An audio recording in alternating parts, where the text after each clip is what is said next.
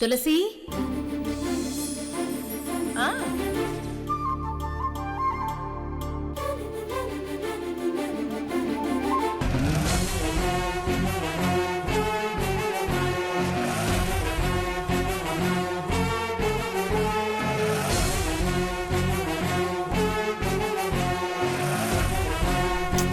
All the best Revathi. బట్టలన్నీ సర్దుకున్నావా? పోనీ నా హెల్ప్ ఏమైనా కావాలా?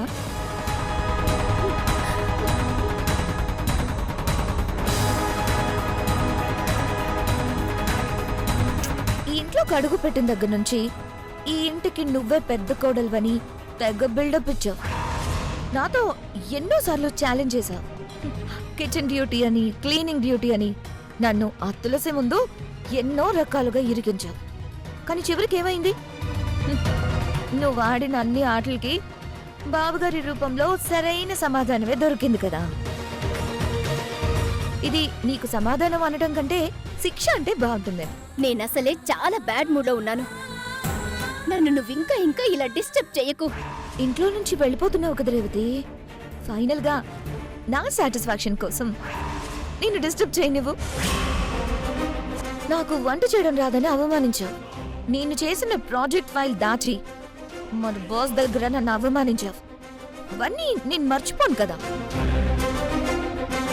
అయినా నాకు పియగా పనిచేసే నువ్వు నాతో సమానంగా, అదే నీ లాంగ్వేజ్ లో, నీ పొగరులో చెప్పాలంటే నంబర్ 1 కోడలుగా ఒకే ఇంట్లో కలిసి తిరగడం నాకు అస్సలు ఇష్టం లేదు. అందుకే సరైన అవకాశం కోసం, నేను నీ ఇంట్లో నుంచి గెంటే అవకాశం కోసం ఎదురు చూస్తూ వచ్చాను. ఇన్నాళ్ళ కుదిరింది ఆ ముహూర్తం. ఏంటి అలా చూస్తున్నావు? అంతా నువ్వే చేసావని నన్ను నిలదీయాలనుకుంటున్నావా? నీకంతకంటే సూచ అవసరం లేదు. నేనే చెప్పేస్తాను.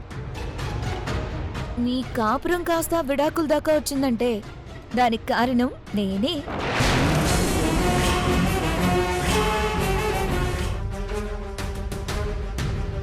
ఝాన్సీ రమన్నా, మీ లైఫ్ గురించి మీరు జాగ్రత్త పడాల్సిన టైం, సీరియస్ డెసిషన్ తీసుకోవాల్సిన టైం వచ్చింది బావగారు. రేవతి నన్ను చాలా డిస్టర్బ్ చేసి నా మనసు పాడు చేసింది ఝాన్సీ.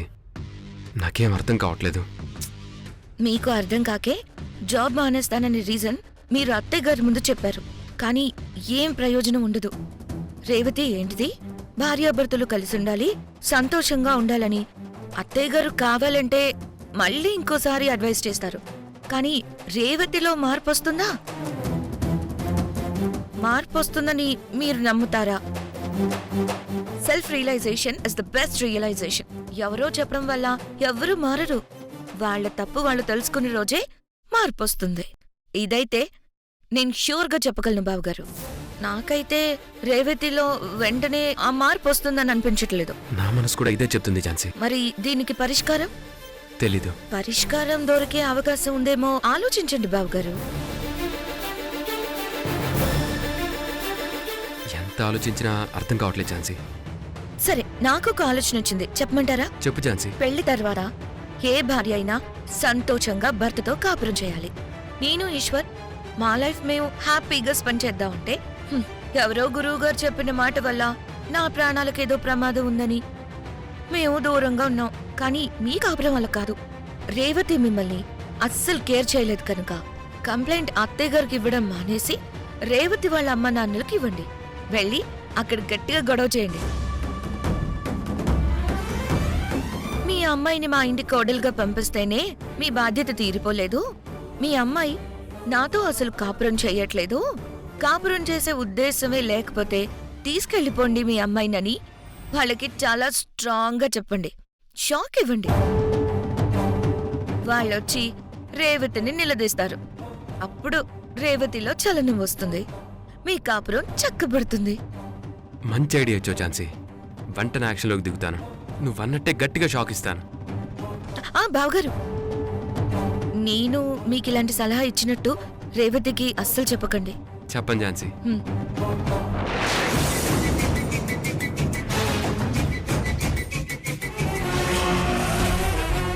విషయంలో బాగా అప్సెట్ అయిన విష్ణుని నేను ఇంకా రెచ్చగొట్టాను.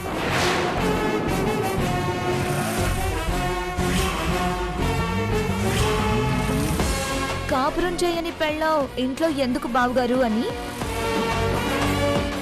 ఇండైరెక్ట్ గా విడాకులకు సపోర్ట్ చేశాను. ఎగ్జాక్ట్ గా ఇప్పుడు అదే జరిగింది. నంబర్ 1 కోడలు, నంబర్ 1 ప్లేస్ అన్న నీ పొగరు అహంకారం అన్ని ఈ రోజు దిగిపోవాల్సిందే. నువ్విప్పుడు మీ అమ్మ నాన్నలతో వెళ్లాల్సిందే. బయలుదేరు రేవతి. నువ్వు వెళ్ళాక వెంటనే నీకు అక్కడ ఇంకొక పెళ్లి చేస్తారు. ఇక్కడ విష్ణు కూడా ఇంకో పెళ్లి జరిపిస్తారు. విష్ణుకి భార్యగా ఏ అనామకురాలు ఇంటికి కోడలుగా వచ్చినా నేను యాక్సెప్ట్ చేస్తాను. కానీ నిన్ను మాత్రం ఈ ఇంటి పెద్ద కోడలుగా ఎప్పటికీ యాక్సెప్ట్ చేయను. మ్యూచువల్ అండర్స్టాండింగ్ మీద విడాకులకు అప్లై చేసుకుంటున్నారు కదా, ఇంకా ఆ కోర్ట్ పనిలో ఉండు. వెళ్లే ముందు నువ్వు ఓడిపోయావని నేను గెలిచానని ఒప్పుకొని వెళ్ళు. All the best. మరి ఉంటాను రేవతక్క.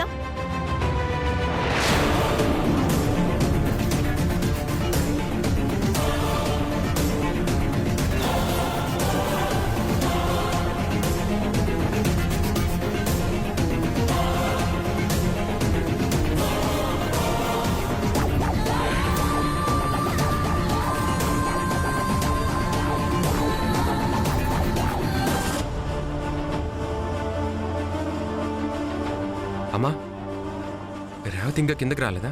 రాలేదురా. విడాకుల పేపర్స్ మీద నేను సంతకం పెట్టానన్న కోపంతో రూమ్లోనే ఒక మూలను కూర్చొని ఏడుస్తూ ఉంటుంది. అంతకంటే ఏం చేస్తుంది? ఇంటి గడప దాటే ధైర్యం తనకుందా? ఖచ్చితంగా ఉండొచ్చు బావగారు.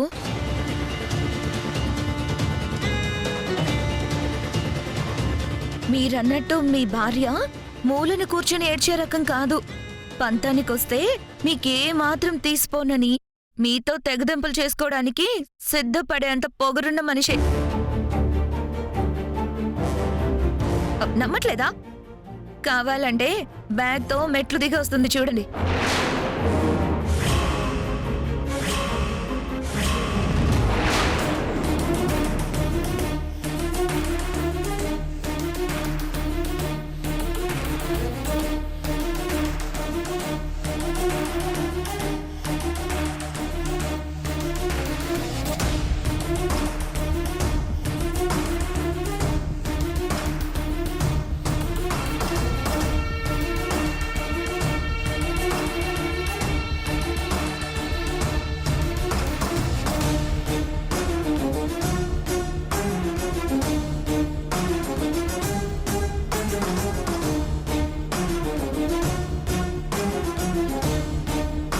రేవతి, వాడేదో ఆవేశంగా ప్రవర్తించాడని నువ్వు కూడా ఇలాంటి నిర్ణయానికి వస్తావా?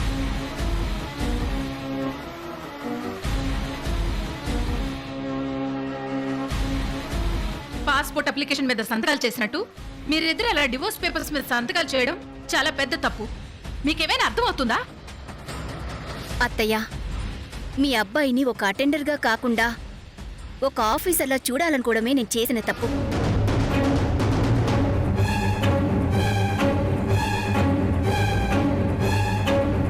అయినా వెనక ముందు ఆలోచించకుండా ఆ మనిషి సంతకం పెట్టాడు అంటే అర్థమేంటత్తయ్యా? నన్ను ఇంట్లోంచి గెంటేయడానికే కదా. నన్ను వెళ్ళిపోనివ్వండి.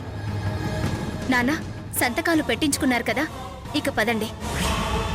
అమ్మ రేవతి, నువ్వు అలా ఎలా డిసైడ్ అయిపోతావు?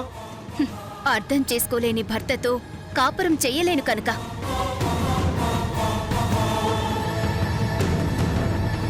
ఇంతకంటే ఇంకేం చేయగలను? పదండి.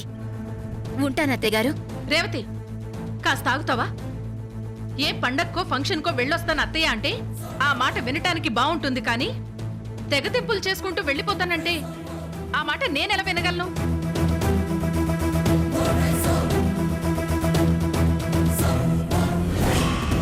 ఈ తులసి ఏదో ఒకలా ఆపే ప్రయత్నం చేస్తుంది. అయినా సరే రేవతి గడప దాటి వెళ్ళిపోవాలి. అదే జరగాలి. రేవతి, నువ్వు చదువుకున్న దానివి, విష్ణు కంటే బాగా ఆలోచించగలిగేదానివి, వాడికంటే తెలివైన దానివి. అందుకే నేను నిన్నిప్పుడు బతిమాలుకోను.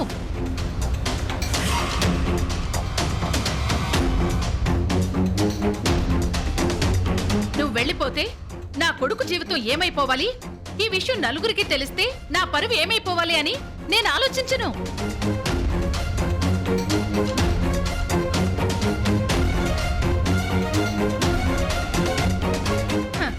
పెళ్ళిళ్ళు స్వర్గంలో నిర్ణయించబడతాయి అంటారు.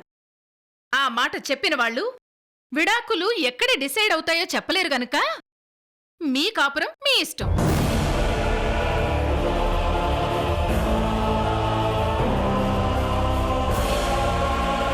ఇదేంటి ఈ తులసి ఇంత తేలిగ్గా మాట్లాడేస్తుంది? Mind game ఆడుతుందా?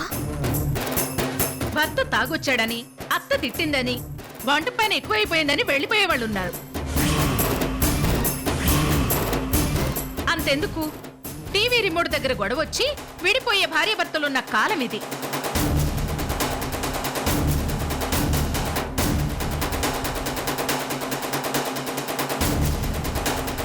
అలాంటి చిల్లర గొడవలతో పోలిస్తే మీది చాలా పెద్ద సీరియస్ గొడవే.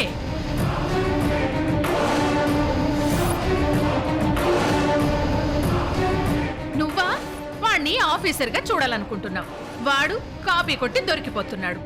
వాడు ఆఫీసర్ కాలేడు, నీ కల నెరవేరదు. అందుకని నువ్వు వెళ్ళిపో రేవతి, వెళ్ళిపో.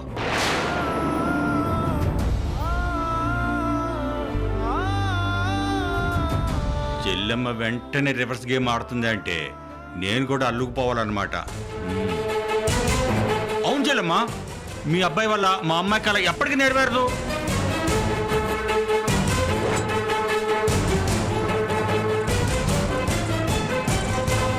మావయ్య గారు. రే విష్ణు, మావయ్య గారు అంటున్నావేంట్రా?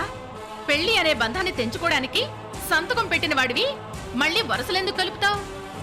వాళ్ళెవరో నువ్వెవరో, ఇక ముందు ఎవరికి నచ్చినట్టు వాళ్ళు ఉండొచ్చు గనుక ఇక నీ జీవితం నీది, రేవతి జీవితం రేవతిది.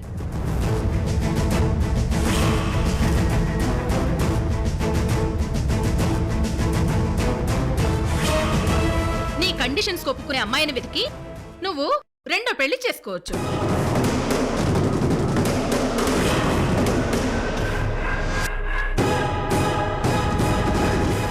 మంచి ఉద్యోగం చేస్తున్న అబ్బాయిని వెతికి రేవతి మరో పెళ్లి చేసుకోవచ్చు.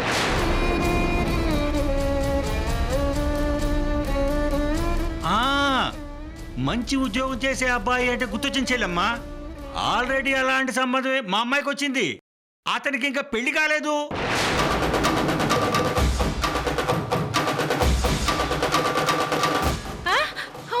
అవునా అన్నయ్య? రేవతికి దురదృష్టంలో కూడా అదృష్టం కలిసి రావడం అంటే ఇదే. సంబంధం రెడీగా ఉందంట, వెళ్ళి సంతోషంగా పెళ్లి చేసుకో.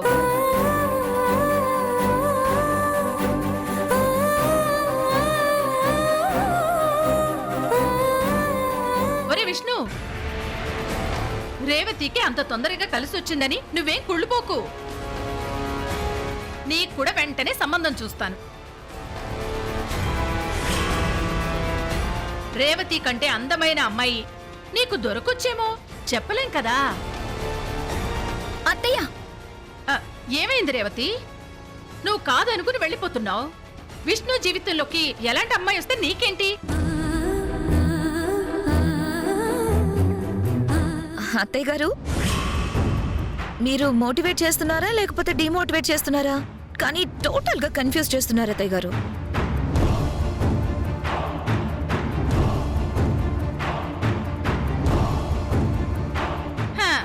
పాపం, ఇంతమందిలో నువ్వే ఎక్కువ కన్ఫ్యూజ్ అవుతున్నట్టున్నావు. ఇది నీకు సంబంధించిన విషయం కాదు గనక వాళ్ళని డిసైడ్ అవనివ్వు ఝాన్సీ.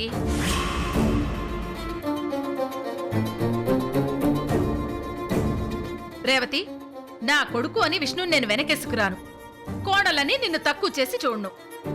వాడికంత పౌరుషం ఉంటే నీకెంతుండాలి? వాడు రాజీ పడినప్పుడు నువ్వు మాత్రం ఎందుకు రాజీ పడాలి?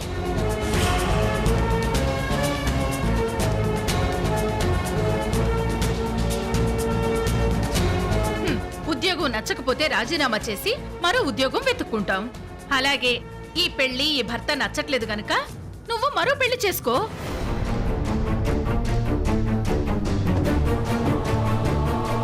రే విష్ణు, నువ్వు చేస్తుంది చిన్న ఉద్యోగమే అయినా నువ్వు చక్కగా ఉంటావు గనక మంచి అమ్మాయి నీకు సెట్ అవుతుంది.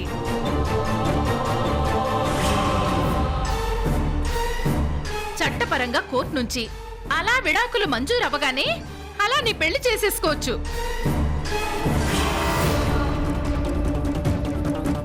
హా, అక్క అక్క నేను ఇక్కడేదో మాట్లాడుతుంటే మధ్యలో నీ గోలేంటి? విషయం ఏంటో చెప్పు. ఆ కళ్యాణ్ నగర్ నుంచి ఒక మ్యారేజ్ క్యాటరింగ్ ఆర్డర్ వచ్చిందక్క. ఒప్పేసుకోమంటావా? ఆ, ఎక్కడో బయట ఆర్డర్లు ఒప్పుకునే తీరిక మనకెక్కడుందే? ఇక్కడ మనకి చేతి నిండా పని వచ్చింది. మన విష్ణుకి పెళ్లి సంబంధాలు వెతకాలి. వెంటనే చూపులు, నిశ్చితార్థం, పెళ్లి అన్నీ జరిగిపోతాయి. మరి ఆ ఏర్పాట్లకి మనకి టైం సరిపోదు.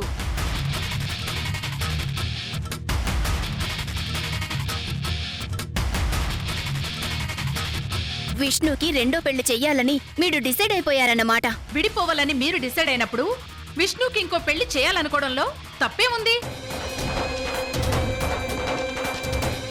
రే పెద్దోడా, నువ్వు చేసుకుంటావు కదరా? చేసుకుంటానమ్మా. ఏంట్రా చేసుకునేది? నీకసలు బుద్ధుందా? హా? నన్ను ఆపాల్సింది పోయి ఇంకో పెళ్లి చేసుకుంటానని మాట్లాడుతున్నావు. అసలు బుద్ధుందా నీకు? హా?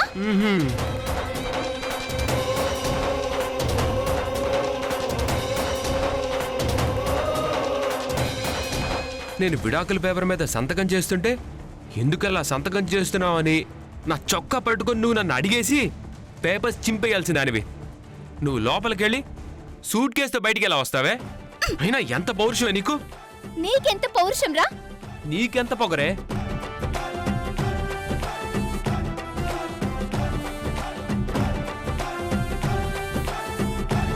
నన్ను కాదని ఇంకొక పెళ్లి చేసుకుంటావా? ఆ? చెప్పు. ఆల్రెడీ పెళ్లి సంబంధం మీ నాన్న చూశారు కదే, వెళ్ళి చేసుకోపోయి. నేను చేసుకుంటానని నీకు చెప్పానా? నేను చేసుకుంటానని నీకు చెప్పానా మరి?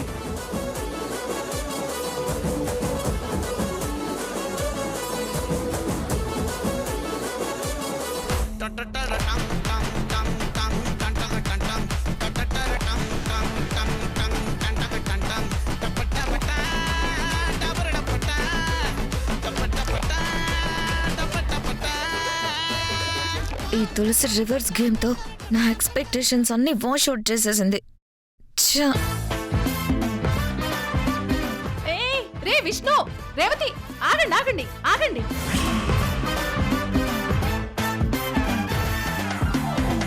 ఒకరి మీద ఒకరు ఎంత ప్రేమ పెట్టుకుని ఒక చిన్న పంతం వల్ల విడిపోతారా?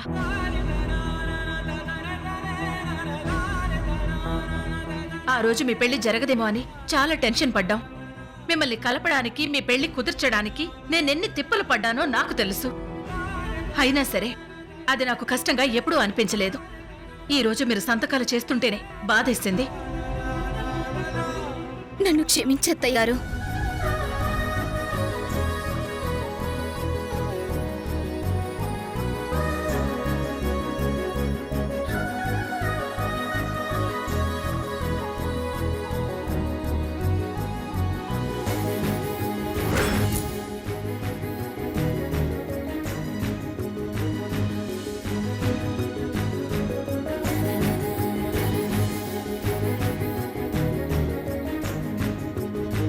నాకు ఈ విడాకులొద్దు.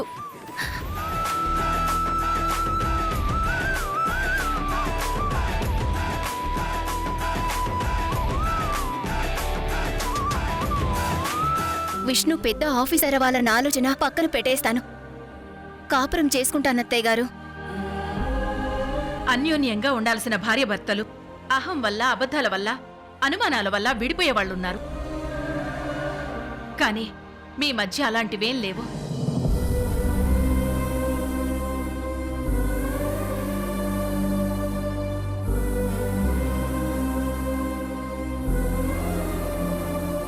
భర్తకి ఆవేశం కంటే ఓపిక ఎక్కువ ఉండాలి. భార్యకి అందం కంటే ఎక్కువ అర్థం చేసుకునే గుణం ఉండాలి. మనసు గాయం చేయడానికి ఒక్క మాట చాలు. కానీ గాయపడిన మనసు గెలవటానికి ఒక జీవితం సరిపోదు. అది గుర్తుపెట్టుకోండి.